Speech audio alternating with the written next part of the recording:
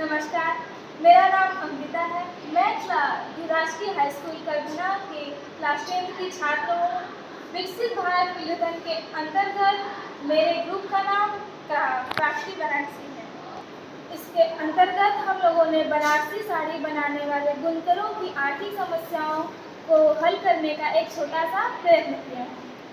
अब हम बनारसी साड़ी को देखते हैं। जैसा कि हम जानते हैं, बनारसी साड़ी कुछ इस प्रकार से दिखती है। रेडी। बनारसी साड़ी भारतीय परंपरा की एक अनुपम धरोहर है। भारतीय अपनी विविधता, संस्कृति और पारंपरिक वस्त्रों के लिए विश्व भर में प्रसिद्ध है। इन पारंपरिक परिधानों में बनारसी साड़ी का स्थान सर्वोच्च है। यह केवल एक परिधान नहीं, बल्कि भारतीय स्त्रियों की पहचान और सौंदर्य का प्रतीक है। बनारसी साड़ी उत्तर प्रदेश के वाराणसी में तैयार की जाती है और इसकी ख्याति न केवल पूरे विश्व भर में बल्कि विदेशों तक फैली हुई है। बनारसी साड़ी का इतिहास बहुत प्राचीन है। कहा जाता है कि आरंभ में लगभग 2000 वर्ष पूर्व हुआ था, किंतु इसका वास्तविक विकास मुगल काल में ही हुआ था। मुगल शासकों ने जब भारत में शासन किया, तब उन्होंने फारसी बुनाई और भारतीय कारीगरों को मिलाकर एक नई कला को जन्म दिया। आगे चलकर इसे बनारसी ब्रोकेड के नाम से प्रसिद्ध हुई। मुगल दरबारों में जब रेशमी कपड़ों और जालीदार वस्त्रों को चलन बढ़ा, तब भारत के कारीगर ने अपनी अद्भुत प्रतिभा से इन कपड़ों में नई जान फूंक दी। धीरे धीरे यह कारीगर केवल शाही परिवारों तक सीमित नहीं रही, बल्कि जनता तक भी पहुंची।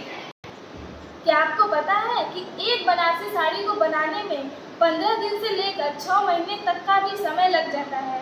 यह उसके डिजाइन और जरी के काम को बारीकी पर निर्भर करता है। आइए हम कुछ बनारसी साड़ियों के प्रकार को देखते हैं, जैसे cutwork Banarasi sari, Jamdani Banarasi sari, Tanchoi Banarasi sari, brocade Banarasi sari. Brocade Banarasi sari हम बता दें कि आपको सोने चांदी के धागों से जरी भारी काम किया जाता है इसमें। और है एक सीकरगाह साड़ी। आइए अब हम इसकी निर्माण प्रक्रिया को देखते हैं। बनारसी साड़ी का निर्माण एक लंबी और धैर्यपूर्ण प्रक्रिया है। इसे पारंपरिक हैंडलूम पर बुना जाता है। सबसे पहले डिजाइन तैयार किया जाता है, फिर उसे कार्ड्स पर छापा जाता है जो बुनाई के पैटर्न पर निर्धारित है। इसके बाद कारीगर रेशम के धागों में जरी पिरोते हैं और बुनाई प्रारंभ करते हैं। हर कारीगर अपनी बुनाई में एक अलग पहचान रखता है, जिससे हर साड़ी का रूप अद्वितीय बनता है। बनारस के मोहल्ले जैसे मदनपुरा, लल्लापुरा, आजमगंज और चौखंबा में आज भी पीढ़ियों से यह कला जीवित है। हमारे स्कूल करगुना में है और यहाँ भी साड़ियों की बुनाई की जाती है। हमारे ग्रुप में क्राफ्टी बनारसी में हमारी नम्रा और अलजिमा है, जिनके यहाँ कई पीढ़ियों से साड़ियों की बुनाई की जाती है। बुनाई और बिक्री भी की जाती है।